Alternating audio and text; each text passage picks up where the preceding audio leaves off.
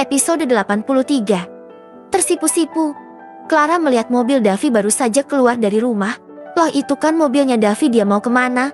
Paling balik ke kantor, jawab Arka. Tapi ini udah jam 4 sore. Udah waktunya pulang. Masa balik ke kantor? Arka mengedikan bahunya. Sepertinya masalah Davi dan Dara sudah selesai. Dia tidak mau terlalu ikut campur dalam permasalahan mereka. Yang jelas bisa mendapatkan restu dari Davi saja sudah membuat Harga begitu senang. Kalau gitu mampir dulu. Ya mas, aku mau minta tolong buat ngoreksi skripsiku, ujar Clara meringis.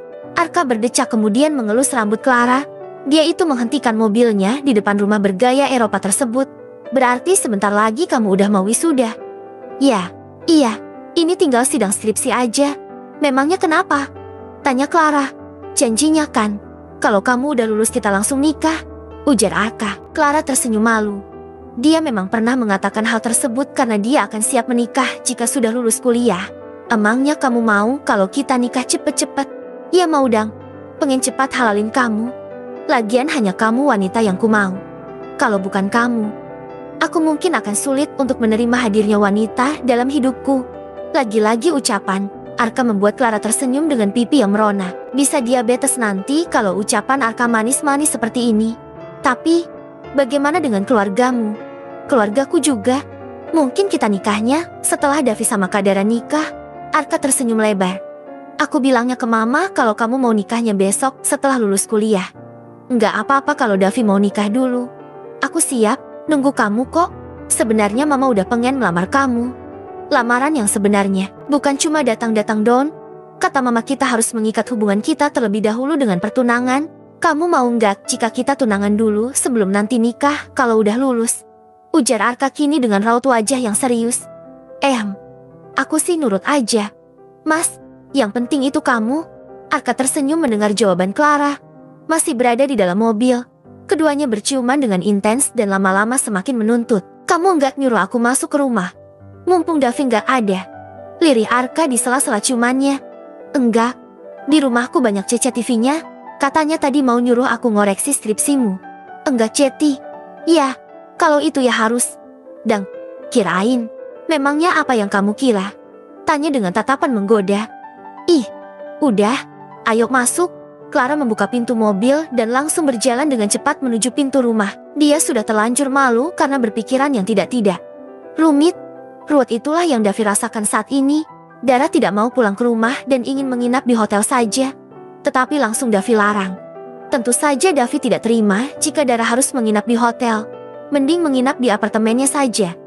Hitung-hitung juga belajar peran jadi suami istri. Sejak ayahnya datang, Dara masih tetap mendiamkan ibunya. Akhirnya Davi memutuskan untuk mengajak Dara menginap lagi di apartemen. Mas, aku mau nelpon Anin.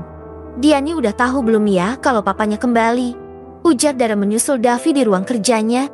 Duduk sini deh. Sayang, pinta Davi sambil menepuk pahanya agar Dara duduk di sana. Enggak.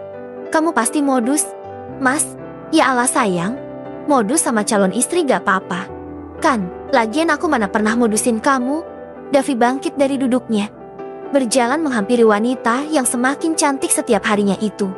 Kemudian menarik pinggang Dara. Tubuh mereka saling menempel. Hingga jarak di antara mereka semakin menipis. Sungguh jantung Dara sudah jumpalitan mau lompat. Dara takut jika jantungnya itu bermasalah. Apalagi dengan perasaan menggelitik di perutnya itu. Sensasinya sungguh di luar dugaan. Jujur, Dara belum pernah merasakan perasaan seperti ini sebelumnya. Sebuah ketertarikan terhadap lawan jenis hingga membuat intinya berdenyut hanya karena dipeluk seperti ini oleh Davi. Dara senang diperlukannya seperti ini. Tetapi tentu saja dia tahu diri untuk menjaga dirinya sendiri agar tidak kebablasan. Dara bukan orang polos, lugu yang tidak tahu jika Davi begitu berhasrat terhadapnya. Akan tetapi Dara juga tahu jika pria itu berusaha menahannya. Jangan ditanya bagaimana perasaan Davi ketika mendekap Dara seperti ini.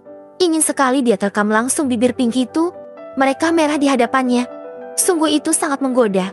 Kalau boleh dicicipi sedikit saja seperti waktu di kantor itu. Tapi satu sisi hatinya mengatakan jika dia harus menjaga Dara sampai berlabel halal baru nanti Davi siap untuk memakan istrinya. Coba telepon adik kamu. Kasih tahu dia kalau misal belum tahu tentang Papa Bagus. Bisik Davi membuat bulu roma Dara merinding. Akhirnya dia berhasil mengalihkan atensinya pada bibir Dara yang sejak tadi begitu menggodanya. Mas Davi, jangan dekat-dekat. Kita ini hanya berdua loh. Takut nanti ketiganya setan, ujar Dara agar Davi melepaskannya. Pria itu menurut dan melepaskan lilitan tangannya pada pinggang Dara. Akhirnya setelah bebas, Dara menghubungi Aninda yang saat ini ikut suaminya di Lombok dan menetap di sana. Davi memilih duduk di kursinya dan melihat perkembangan data perusahaan yang ia alihkan pada asisten pribadinya. Mas, ternyata Anin sudah tahu. Bahkan dia sudah dihubungi Papa lebih dulu, ujar Dara saat sudah menyelesaikan panggilannya dengan sang adik. Jadi apa rencanamu, sayang? Tanya Davi. Entahlah, aku akan kembali ke rumah besok. Aku juga tidak mau berlama-lama tinggal di sini. Nanti mau ngomong sama Mama dan gimana enaknya. Jujur, jika aku harus mengikhlaskan keputusan Mama, meskipun itu sangat susah. Keesokan harinya, hari ini Davi dan Dara sedang berada di perusahaan. Sepertinya Davi harus secepatnya mencari posisi sekretaris karena Lira sudah benar resign dari kantor. Pekerjaannya kali ini sangat padat dan Davi membutuhkan sekretaris yang bisa menghandle pekerjaannya saat ini. Ayolah sayang, aku mau kamu jadi sekretarisku. Aku akan bilang sama Mama kalau pekerjaanmu kini naik. Andre juga enggak keberatan. Sial, kenapa Mas Davi pakai manggil sayang sih? Jujur gue malu banget. Iya, enggak apa-apa Dara. Mamu bisa langsung naik jabatan tanpa dipromosikan loh, seru Andre yang mendukung keputusan ayahnya itu. Tapi Pak, saya tidak bisa. Masa harus jadi sekretaris Pak Davi? Padahal di rumah nanti juga bakalan jadi asisten pribadi, kan? Masa di rumah dan di kantor harus bareng terus? Sih, tuh rasakan. Dara langsung menyerang Davi dengan mode manjanya. Apalagi kalimatnya yang frontal sekali membuat suasananya jadi langsung riuh seketika. Andre bersiul menggoda Davi yang kini tengah bersambung.